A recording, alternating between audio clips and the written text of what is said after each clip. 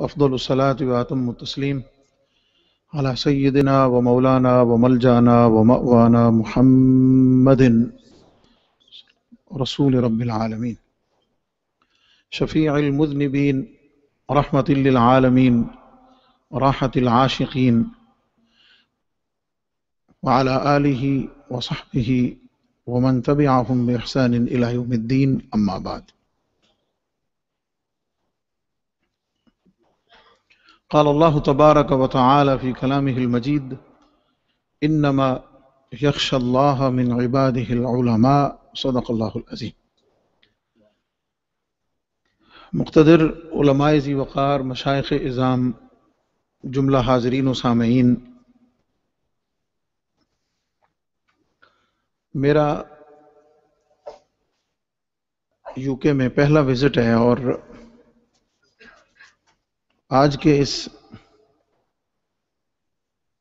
Fast اور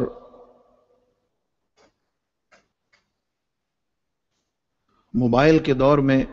کسی جگہ کے حالات کو معلوم کرنا قطعاً مشکل نہیں ہے.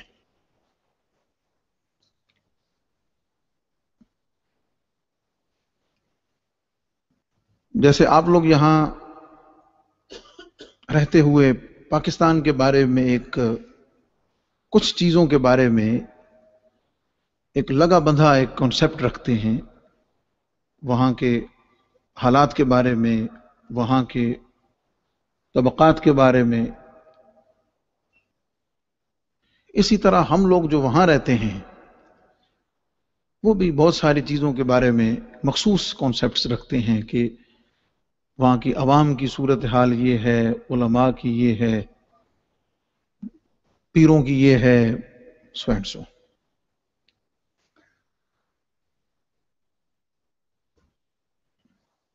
یہاں آنے سے پہلے تک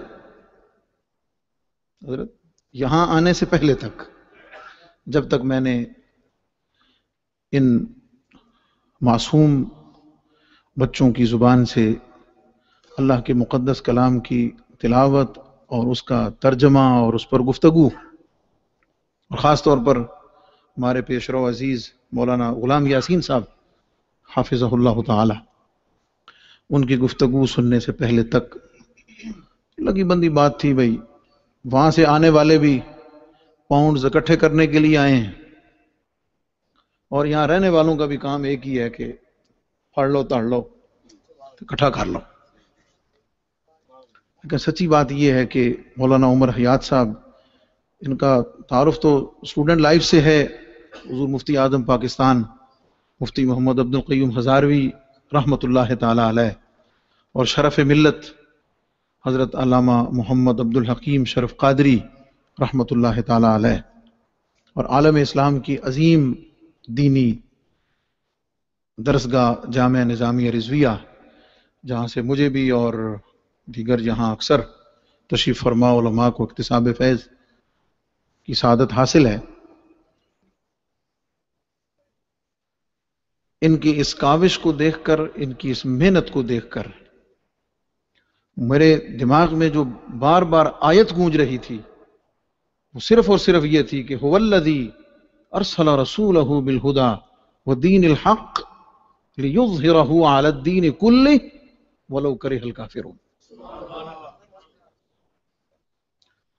اور 2005 سے 9 تک میرا بیلجیم آنا جانا رہا. اس دوران یہ کانسیپٹ ڈیولپ ہوا کہ ہم لوگ جو ایشین مسلمز ہیں وہ انکلوڈنگ تمام طبقات، علماء، مشائخ، اللہ ماشاءاللہ نکال کر دیکھ کر کوئی اسلام سے دور تو ضرور ہوگا، قریب کوئی نہیں آ سکتا. وہ ویلیوز جو قرآن و سنت نے، نبی پاک صلی اللہ علیہ وسلم نے، آپ کی سنت و شریعت نے، صوفیاء اعظام نے، بزرگان دین نے عملی زندگی میں جو ہمیں عطا کی ہیں،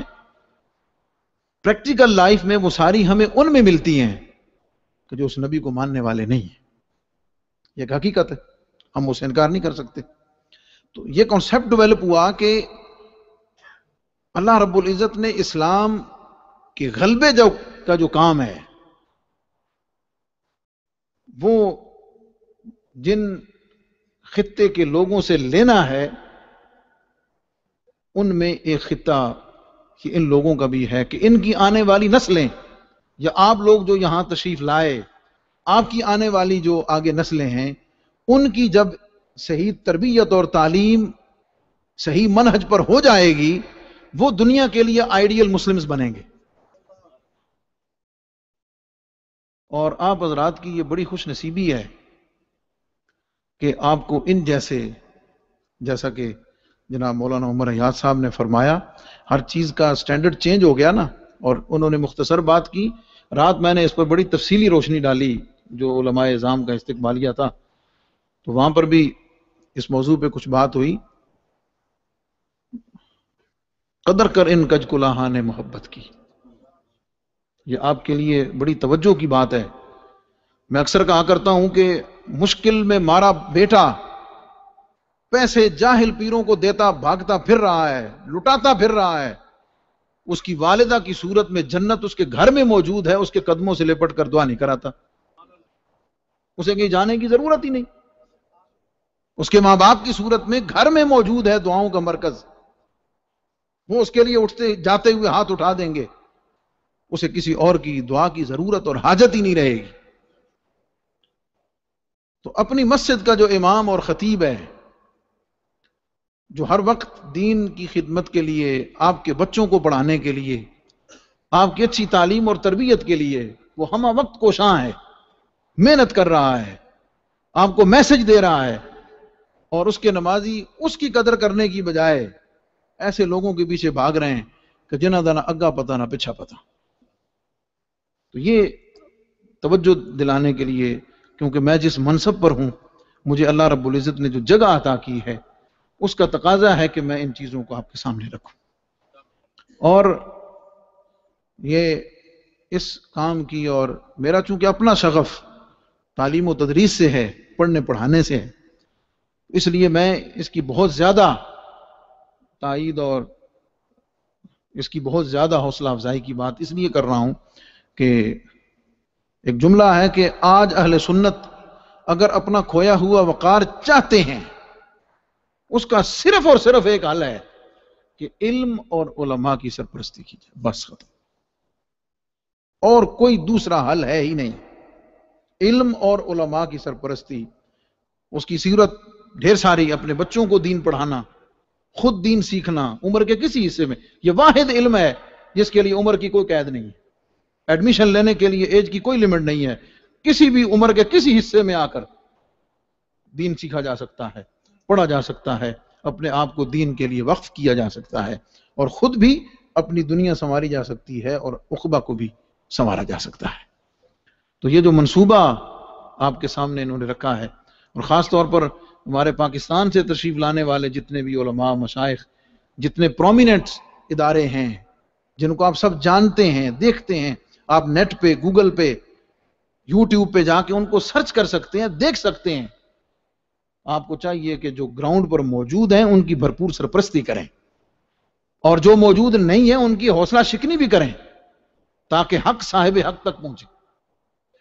اور یہ جو منصوبہ انہوں نے بھی ذکر فرمایا، اور جس طرح آپ نے تعاون فرمایا ہے اور فرما رہے ہیں، دل سے دعائیں تو نکلتی ہی ہیں۔ یہ منظر جو ہمارے چھوٹے چھوٹے بچوں نے جس انداز کے ساتھ قرآن پاک کی تلاوت کی ہے،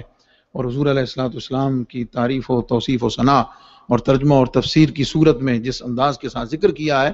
انشاءاللہ العزیز جنہیں حقیر سمجھ کے بجھا دیا تو نے، یہی چراغ جلیں گے تو روشنی ہوگی۔ اور ڈرنے، جھجکنے کی، گھبرانے کی، اور کہیں بھی اپنے آپ کو کمزور سمجھنے کی ضرورت نہیں، بلکہ اس کا حل یہ ہے کہ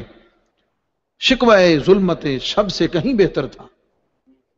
شکوہ ظلمت شب سے کہیں بہتر تھا، اپنے حصے کی کوئی شمع جلاتے جاتے، اپنا حصہ اس میں ڈالتے جاتے، اور علم میں، علماء کی ترویج میں، علم کی ترویج میں، اداروں کے قیام میں۔ اور آج اس سرزمین پر جتنی ضرورت ہے، اور آپ سب کو مجھ سے بہتر پتا ہے کہ دوسرے مسالک کے لوگ اس معاملے میں کس قدر آگے ہیں، اور آج بھی اگر ہم اپنا سفر آج سے ہمت باندھ کر، مولانا عمر حیات صاحب جیسے اگر ہر شہر میں موجود ہیں اللہ کی مہربانی سے، ان کے اپنے اپنے مسائل، وجوہات جو بھی ہیں، لیکن یہ ہے کہ اس کوشش کو اگر مزید تیز کر دیا جائے اور محنت کے ساتھ اس کو آگے بڑھایا جائے تو انشاءاللہ العزیز ہر جگہ اس طرح کے ادارے بن سکتے ہیں، اور مسلک کی، نظریات کی بقا کی صرف ایک صورت ہے، اس کو پڑھا اور پڑھایا جائے اور علم اور علماء کی سرپرستی کر کے اس کی رونقوں کو بڑھایا جائے۔ اور آپ حضرات اس میں جتنا حصہ لے رہے ہیں، باقی لوگوں کو اس میں آمادہ کر رہے ہیں، اللہ تعالیٰ یقیناً اس کا اجر عظیم دونوں جہانوں میں اس کی برکتیں آپ کو عطا فرمائے گا۔ اور یہ ان حضرات نے اس سرزمین کفر میں اگر ایک کو بھی اپنا علم منتقل کر دیا، کسی ایک کو بھی، تو میں سمجھتا ہوں انہوں نے اپنا حق ادا کر دیا۔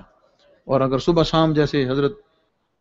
امداد حسین پیرزادہ صاحب، ہم اسٹوڈنٹ لائف میں ہم نے ادارہ کے قیام کا ذکر سنا، اور آج اللہ رب العزت نے اس کے ذریعے سے کتنے حضرات کو فیض عطا کیا۔ جناب مفتی یار محمد صاحب ہمارے اہل سنت و جماعت کی عظیم مقتدر علمی شخصیت ہیں، اور جس طرح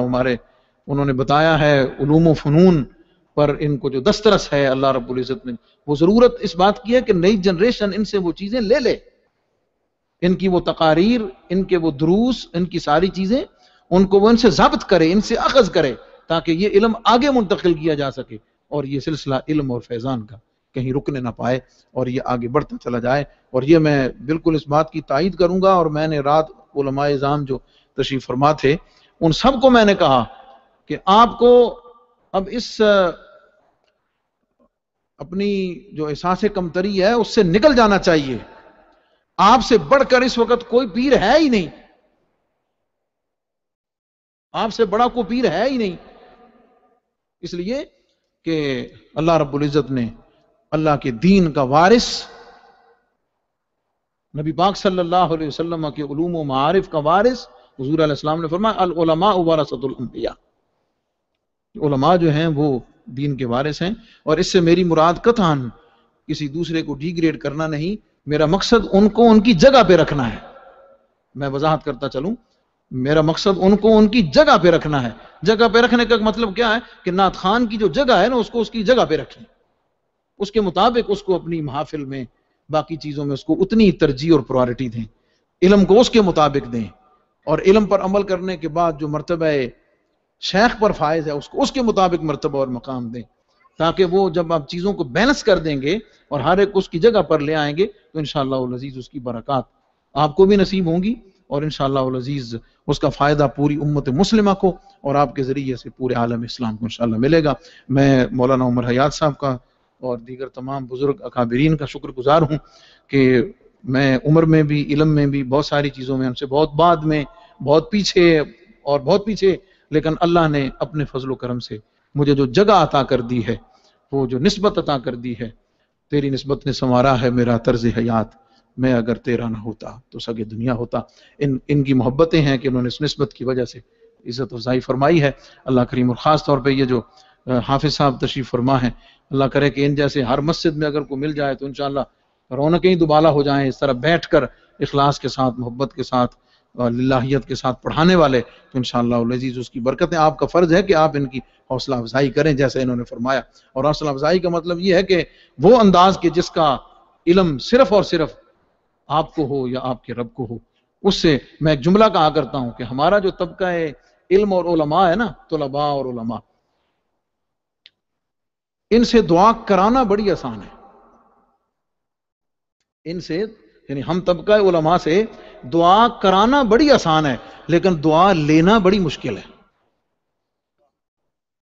دعا کرانا بڑی آسان ہے، دعا لینا بڑی مشکل ہے۔ کوشش کریں کہ آپ دعا لیں، دعا کرانے والے نہ بنیں۔ اس کے لیے جب آپ کوشش کریں گے تو انشاءاللہ وہ یقیناً آپ کو ملیں گی۔ اللہ آپ کو دونوں جہانوں کی رحمتیں، برکتیں، ایمان کی سلامتی، نبی پاک علیہ الصلوۃ والسلام کی محبت، اولیاء اعظام کی محبت اور ان کے اسوہ پر عمل کی توفیق عطا فرمائے، اسی پر ہمیں زندہ رکھے اور اسی پر ہمارا خاتمہ فرمائے۔ السلام علیکم ورحمۃ اللہ۔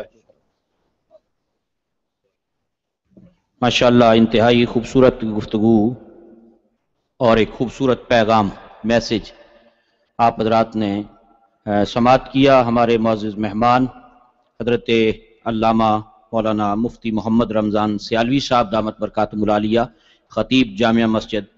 حضرت داتا گنج بخش علی حجویری رحمۃ اللہ تعالی علیہ، ہم انتہائی شکر گزار ہیں حضرت آپ نے ٹائم نکالا، آپ کا آگے بھی پروگرام تھا، آپ نے بڑی مہربانی فرمائی، اللہ تعالیٰ آپ کے علم و فضل میں مزید برکتیں عطا فرمائے۔ حضرت کی گفتگو کے دوران ہی ہمارے